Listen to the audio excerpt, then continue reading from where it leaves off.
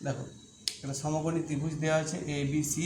এই সমকোণী ত্রিভুজটার এই অতিভুজটার দৈর্ঘ্য দেওয়া আছে 6 সেমি, আর এই যে ভেতরে অন্তর্বৃত্তটা রয়েছে এই বৃত্তটার ব্যাসার্ধ দেওয়া আছে 1, মানে 1 সেমি আর কি। তো এই ত্রিভুজটার ক্ষেত্রফল বের করতে বলা হয়েছে।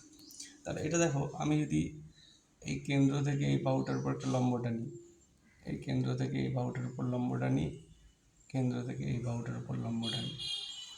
এবার কী করলাম, এই কেন্দ্রটাকে আমি ও নাম দিলাম। এবার ধরো আমি এ এর সাথে ও জুড়ে দিলাম, ও এর সাথে সি জুড়ে দিলাম।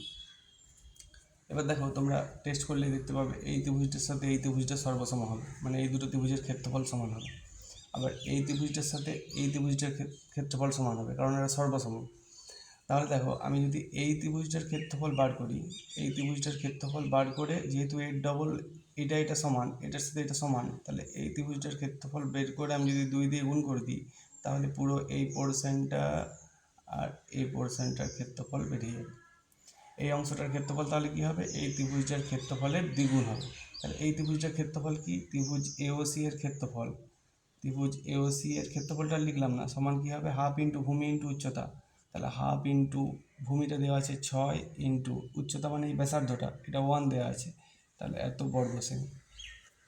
তাহলে এটা 2 3 6, তার মানে বেরিয়ে গেল এটা 3 বর্গ সেমি।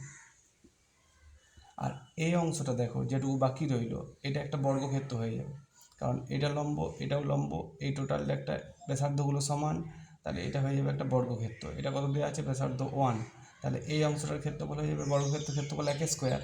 তাই টোটাল ত্রিভুজটার ক্ষেত্রফল হচ্ছে ত্রিভুজ এ বি সি এর ক্ষেত্রফল সমান এটা 3 ছিল, প্লাস এই বর্গক্ষেত্রটার ক্ষেত্রফল হবে 1 স্কোয়ার, এত বর্গ সেমি, সমান এটা হয়ে গেল 3 + 1 বর্গ সেমি সমান 4 বর্গ সেমি। দেখো এটা খুব একটা ইন্টারেস্টিং অঙ্ক ছিল, এইভাবে আমরা ক্ষেত্রফল বের করতে পারবো।